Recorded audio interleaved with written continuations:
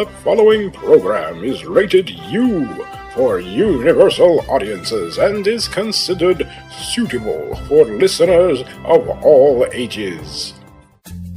This is a presentation of Dream Realm Enterprises, where dreams are our reality.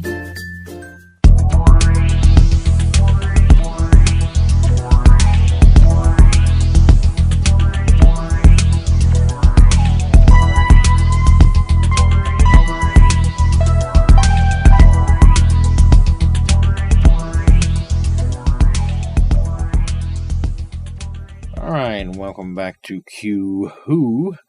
This is episode 210.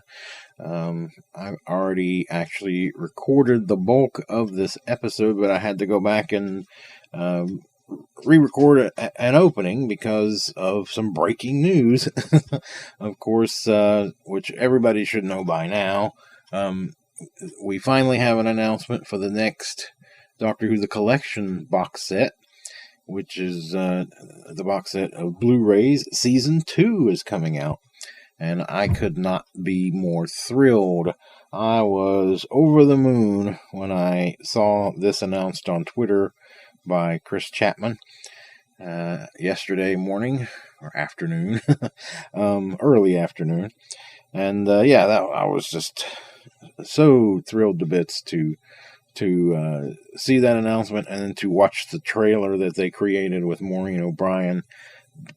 It brought a tear to my eye, I have to admit. It was beautiful and wonderful to see her playing the character again after 60 years and just getting kind of a confirmation of something I've always wondered about over the years.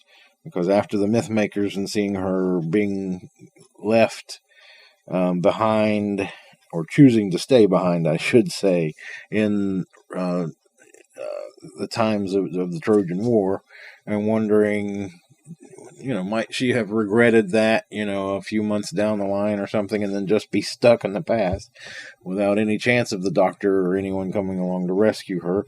But to find out she had a long and happy life, and children and grandchildren and all that kind of stuff in that mini episode that they created it was very heartwarming, and it makes you feel kind of good for the character to know that she had a happy, fulfilled life in the past. For her, that's the distant past because she came from the future. She was from the far future of Earth. I don't know what year she came from, like the 30th century or something like that, I think somebody said. But it was, I always kind of wondered about that. Would somebody regret a decision like that? And was Vicky okay? And we never knew. We never got to find out. And even though these little mini episodes that they're doing for the box sets are not necessarily canon or anything, they do give you a little possible glimpse into what transpired after these companions left the Doctor. And that tends to be the theme of these trailers, the mini episode trailers that they're doing for these box sets. And so I really appreciate the fact that they're bringing companions back to give us some closure for their characters. A lot of the times we don't necessarily get, like, we never got closure for Ace. We never got to see her departure. We don't know what happened to her. Yes, she's going to be in the Centenary special later in the year, so maybe we'll get a little more information. But they did a trailer for one of the box sets. I can't remember if it was 24 or 26. It probably was 26, where we got to see Ace later on in life, and that she was okay. And so, yeah, it's cool that they do those kinds of things. So I really like that and appreciate that they give us some closure for these characters, and we get to follow up with them after all these years. So that is very cool. And the box set looks wonderful. I'm really looking forward to it. I have pre-ordered mine. from Amazon.co.uk. And it's supposed to be coming out in November. I read somewhere they haven't given an official release date yet, but supposedly it's coming out in December in the UK, and then the American version is supposed to follow a month later in December, which I don't know about those dates. Usually here in America we get them about 3, 4, 5 months after they're released in the UK. And of course we get a very standard box set, and that's what we'll get this time. Called, of course, William Hartnell, the complete second season, which that'll kind of work because it really is the second season. So there's nothing too odd about that. But so yeah, we'll get it here. But according to what I saw on one of the Doctor Who websites, it's coming out over here just a month after it gets released in the UK. Again, we don't know for certain. I don't think that's official by any means. And of course, we know that sometimes these box sets get delayed. Like season 22 got delayed for a month or two back in the spring. It was, I think originally they thought it was going to come out around March or April, and it didn't come out until June. And season 17 was delayed a couple of weeks, I believe, from when it was originally supposed to be released. So it does happen. So hopefully there's no delays on this, and it actually does come out in November. Hopefully they've got that right in the UK. And of course, like I said, I pre-ordered my UK version, the collection box set limited edition version, which the pre-orders are selling out fast. If you want season 2, especially in the limited edition box set, UK edition, you better grab them now from Amazon.co.uk. As of this recording, it's still available, but it may not last long. It may not even last until I release this episode of Q Who knows? But at any rate, it does look fantastic. I can't wait to get it and review it. Of course, many of you probably know William Hartnell is my Doctor. He is my favorite Doctor. And season 2 is a fantastic season. I watched it recently. So I will be looking at that soon here on Q Who. In the next episode, I'll be looking at season 1 of my watch through of the series and my listen through of the audio books. That will be coming up in the very next episode of this one. I actually recorded the whole thing together, this episode and the next one in one, because I was originally just going to do a review for Daleks Invasion Earth 2150 AD, the 4K Steelbook release, which I finally got in a working order. I finally got one that works. And so, yeah, I'm going to be reviewing that here in just a couple of minutes for you. And I had actually recorded that review alongside my look at season 1 of Doctor Who, but I'm going to break that up because it ran quite long. And so I'm going to break that up, and it will be 2 separate episodes.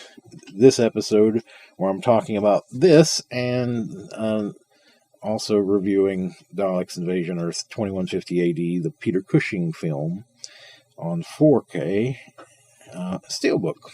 So I will be reviewing that in this episode, and then next episode that you'll get in I don't know how many days time, but shortly, in less than a week, you will get to hear my discussion on my watch through of season 1. So it was very timely to get the news about season 2 when I'm getting ready to record my watch through review of season 2. So yeah, and I also mentioned in that I was waiting for the Reign of Terror audiobook on CD. That finally arrived yesterday, so I will finally get a chance to listen to that over the course of the next week or so, and I'll be reviewing that in episodes. See, this is 10. 11 will be my watch through for season 1. So episode 12 of Q Who, I should be reviewing the Reign of Terror audio CD, read by Jamie Glover. So, yeah, that's going to be very exciting. I've been looking forward to hearing this audiobook for a while. Reign of Terror. I really like the Reign of Terror. I can't say it's one of my absolute favorite William Hartnell stories, but I do quite enjoy the story. I think it's a good story, and I love the animation. And we'll talk about that, of course, in the next episode when I talk about my watch through of season 1. So for now, though, that's that for this, and we will get on to my review of Daleks Invasion Earth 2150 AD in just a moment.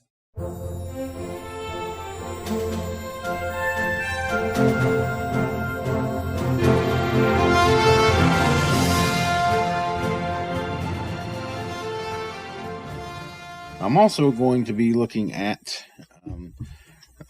the Doctor Who movie Daleks Invasion Earth 2150 AD with Peter Cushing. That finally came in.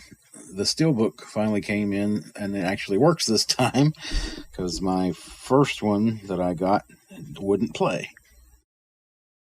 I think I mentioned that in either the last Q-Who or the one before, that I had actually pre-ordered it. I had received it, but yeah, the 4K disc would not play. I mean, it would come up, the menus would come up, and you would get a nice, the background artwork, but there were no options. There were no options at all to play the movie or the extra features or any of that. It was just the artwork. But this one, I can happily say, works. The one that I received, the replacement that I received, that they kindly sent me at no extra charge. And but they told me to keep the original, so I have a Steelbook that doesn't play. Of course, in the Steelbook, there's a 4K disc and there's a Blu-ray disc. I don't know if the Blu-ray disc plays or not, because the Blu-ray disc, for some reason, in these sets, are region locked, and it's the new encoding, so it won't play in my region-free Blu-ray player because it's a few years old. And apparently they've updated the encoding over the last couple of years. And so the newest UK discs with that new encoding won't play in a non-updated multi-region Blu-ray player. So, maybe somebody out there's got a up-to-date multi-region Blu-ray player and can play that disc. Or, of course, if you own a Region B Blu-ray player, a UK version, I'm sure you can play it. So I might put that up as a giveaway at some point for a contest or something. If anyone out there is interested in owning the Steelbook with the 4K disc that doesn't work, but the Blu-ray disc that hopefully does. I have no way of testing it, but at least you'd have the Steelbook, if that's all you're interested in, is having a Steelbook, to have it up on your shelf. So, but anyway, I digress, and I will get on with the review of that. And I really enjoyed that film. I've always liked the second one better than the first. I know a lot of people like the first one better than the second one for whatever reason. Everybody has their reasons, everybody has their preferences. While I enjoy Doctor Who and the Daleks, Daleks Invasion Earth 2150 AD, it kind of moves at a nicer pace. It has some nice pacing, a bit of action, a bit of comedy. Some of it is slapstick comedy and might not necessarily fit in with the rest of it. But as the type of movie goes, it's a fun romp. Of course, it's based on the TV serial, The Dalek Invasion of Earth. And it's only about an hour and 30 minutes. Somewhere in there. It's basically like watching a 4-parter put together as a movie. So there's a lot of material that they expedited, and there's a lot of stuff in there that they didn't have to do, because Susan in the films is she's only like 11 or 12 years old. So she doesn't fall in love with David Campbell and stay behind like she does in the TV serial. David Campbell in the TV serial, they've kind of paired him with the Doctor, and so he's kind of helping the Doctor out. They don't have the character of Jenny, who they paired up in the TV serial with Barbara. So instead, since we don't have a Barbara character, we have Louise, which is supposed to be the Doctor's niece.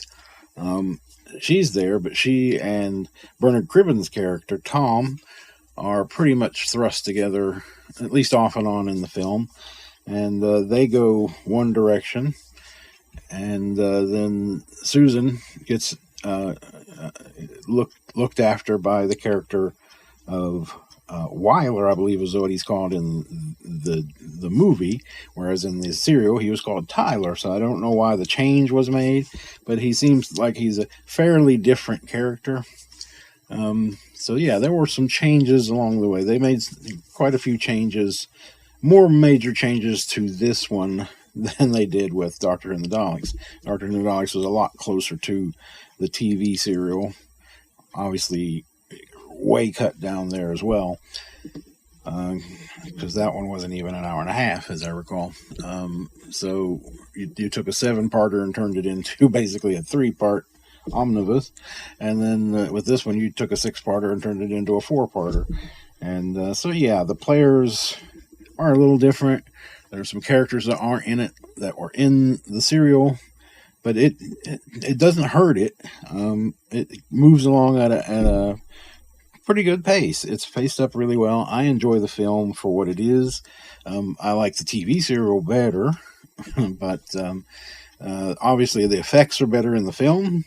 There were some really nice effects. I love the design of the Dalek spaceship in the film. That it was a really cool design. And the Robomen, I like the Robomen a lot better. They've got like sleek leather outfits and a helmet and all that, whereas in the TV serial it was just like a mechanical crown that they kind of wore that controlled their minds. And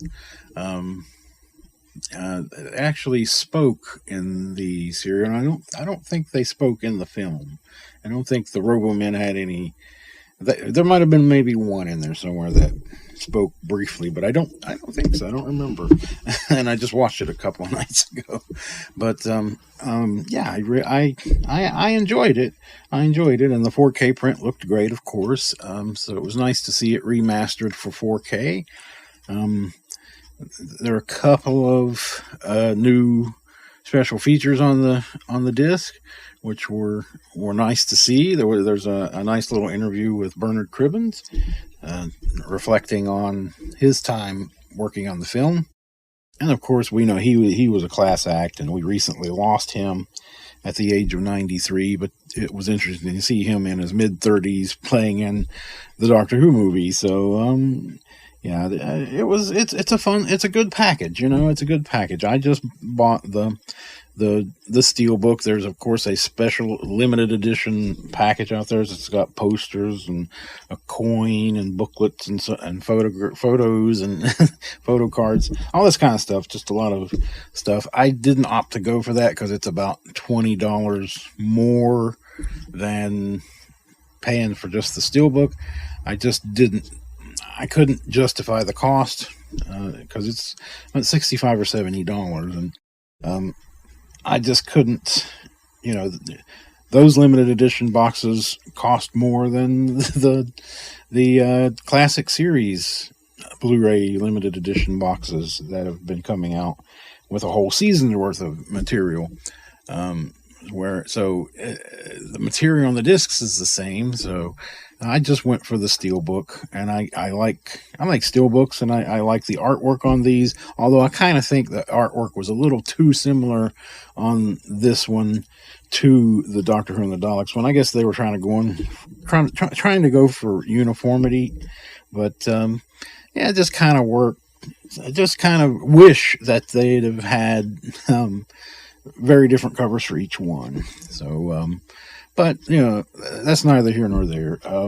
It is a good set, and I give it 3 TARDISes out of 5. I think it was a worthwhile purchase, and so yeah, if you don't own the Doctor Who movies in any other form, or you haven't bought them since the VHS days or whatever, or you just have the old DVDs, yeah, it's worth an upgrade. It's worth an upgrade. There's a little bit of new material here, and there's it's all been remastered for 4K. If you care about 4K, if you have a 4K player and a 4K TV, then I would suggest picking them up, both of those, because I think they're well worth the money, and they go for about $30, $35, something like that a piece for the Steelbooks. So yeah, they're worthwhile. And it's a nice bit of nostalgia, and it's a different way to watch those 2 stories. So, and Peter Cushing makes a pretty good Doctor. I really enjoyed his take on it. It's not the first Doctor. He's not trying to impersonate William Hartnell in any way. He puts his own spin on it. Kind of the lovable old grandfather, eccentric scientist kind of character, and he does very well. So that is that. So yeah, I think that was pretty good. Okay, I hope you enjoyed this episode of me rambling on about the season 2 box set. I'd love to talk about that for another hour, but I won't. But we'll discuss it, of course, when I review it in a few months' time, when it finally comes out, and I cannot wait. Yeah, I'm so thrilled with it. People were already complaining about it when it went, when they announced it, which is sad. The artwork, they said, "Oh, it doesn't look like William Hartnell." Well, it doesn't look perfectly like William Hartnell. It's not a perfect likeness, but it's still really good artwork. Lee Binding is a marvel. He's terrific. What a terrific artist. And I like the cover. Yeah, it's a little off, but I'm not going to complain about it, because I'm just thrilled to get this set, and I don't buy them for the cover art. It's always a plus, but yeah, I don't buy them for that purpose. But yeah, people were already complaining about that, and about the fact that it's costing a few pounds more than the previous sets, and you got to realize it's a 9-disc set, which is the biggest set we've got so far. The 60s period, there were more episodes. There were like double the episodes that you got in the 70s. In the 70s, it only ran for about 6 months a year, whereas in the 60s, Doctor Who ran almost year-round. So it's a lot more episodes. So it's a lot more material. So yes, it's going to cost a little bit more, but it's so worth it, because the 60s are brilliant. So don't complain about it, people. Just appreciate that you're getting it. Anyway, I am wrapping up this episode. Hope you enjoyed my review of Daleks Invasion Earth 2150 AD. And I hope you enjoyed me rambling on about Season 2 coming out on Blu-ray. But next time we will talk about my Season 1 watch-through of the very first season of Doctor Who with William Hartnell. And that will be coming your way in just a few days. Thanks for listening, guys. As always, you know the drill. Please stay tuned. You have been listening to a fan production for Dream Realm Enterprises. This is a not-for-profit program.